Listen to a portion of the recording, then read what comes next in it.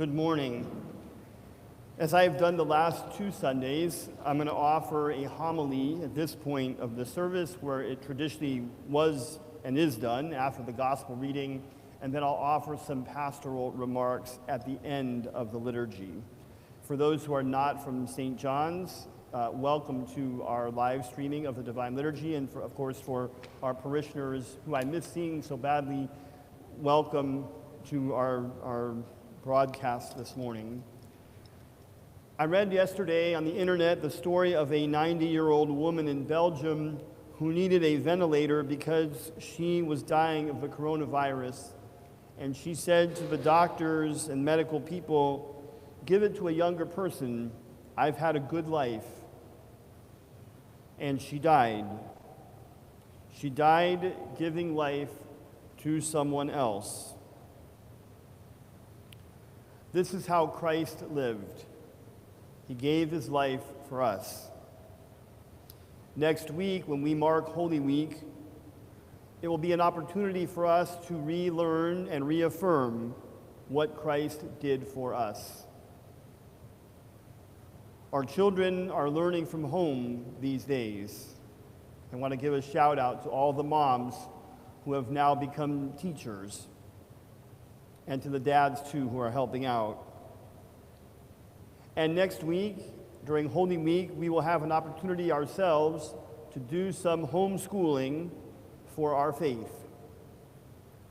The Holy Week book is a 500-page textbook, if you will, that has everything we need to know about salvation, the incarnation, crucifixion, resurrection, and what it means to live a Christian life.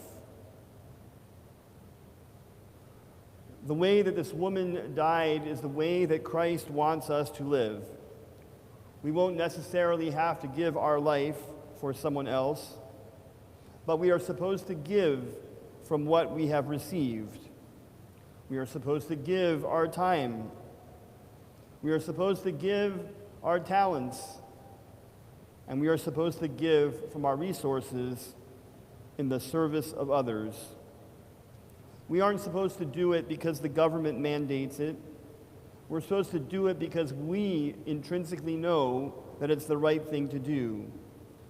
We shouldn't see gifts as taxes, but we should seek opportunities to give.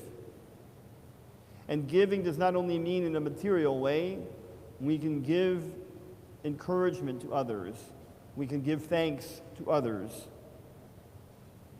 James and John in the gospel lesson, they were looking for some kind of reward. One wanted to sit at Christ's right hand and the other at the left, and they went to him privately and they said, "Lord, let's make a deal and not tell the others." And Christ redirected them. He said, "The reward is not your place where you're going to sit, but the reward in this life is to serve others and to give even of their own lives for others." We read in the book of Acts that it is more blessed to give than to receive. The giving of the gift is a reward in itself. And that's what stewardship is. Stewardship is serving as service is needed. We need to ask ourselves while we are sitting at home, how can I serve this week? We can be patient and kind to those immediately around us, our families. We can call and we can check on other people. We can encourage and thank others.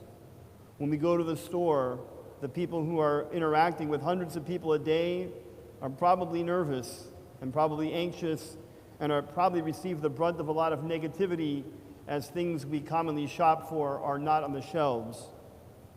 Thank them. Thank them. Thank anybody who is serving you in any way that they're serving.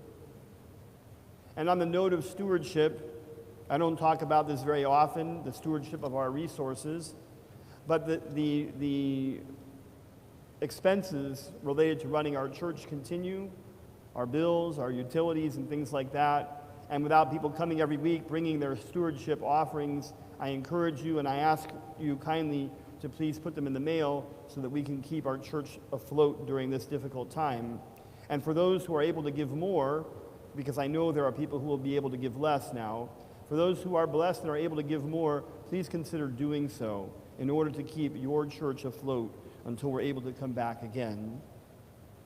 The second takeaway from today in the gospel lesson is that Christ talks about his passion.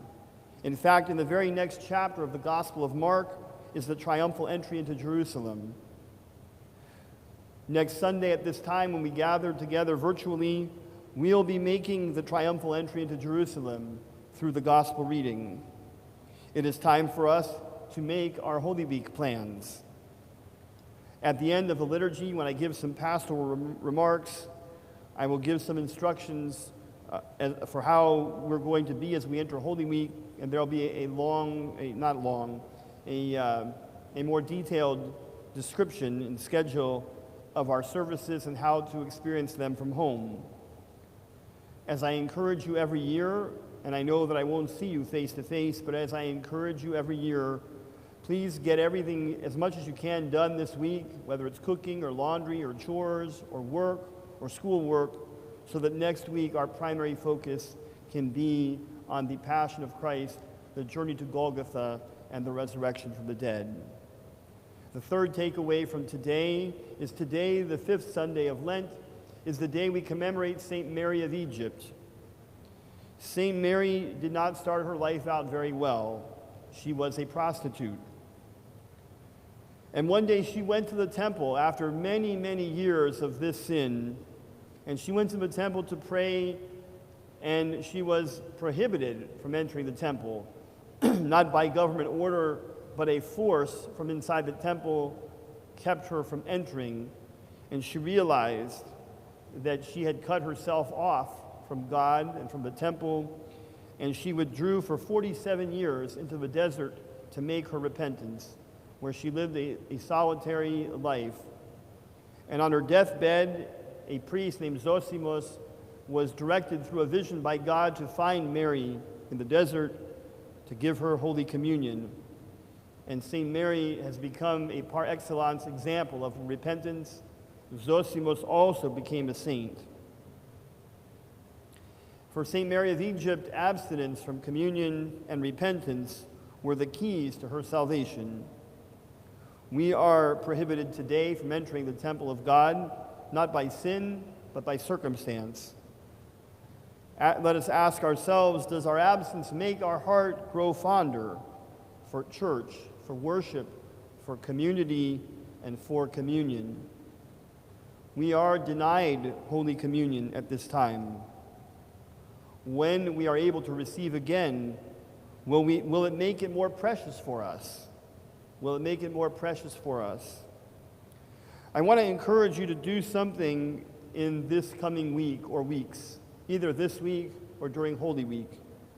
And something we encourage kids to do at summer camp. At summer camp, people have great feelings of renewal, and we ask them to write letters to themselves and in certain years.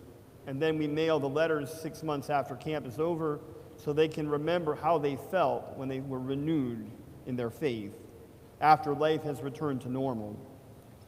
I encourage you to write some thoughts for yourself about what it's like to not be in church, what it's like not to receive communion, and how that makes us feel.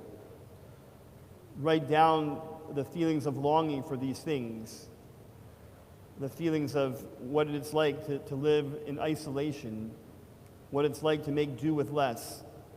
Write what these things make us feel like, and then put them aside so that when this crisis is past, and we are 3 or 4 months beyond it, that we won't forget how we felt about what is going on today, specifically with our faith.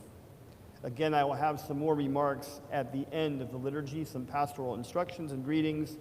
Let us continue in prayer this divine liturgy of St. Basil the Great.